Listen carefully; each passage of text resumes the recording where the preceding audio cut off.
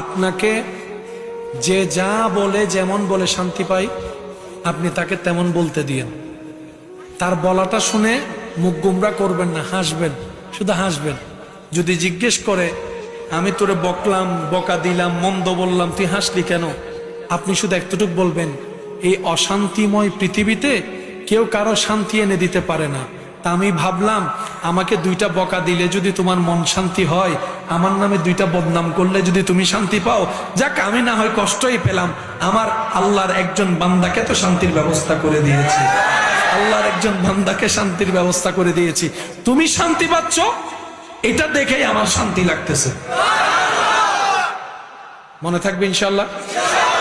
একটু কঠিন, কিন্তু বিশ্বাস করেন উত্তর দেওয়ার চাইতে বড় মজা হচ্ছে চুপ করে থাকা। প্রতিশোধ নেওয়ার চাইতে বড় মজা হচ্ছে ক্ষমা করে দেওয়া। একবার করে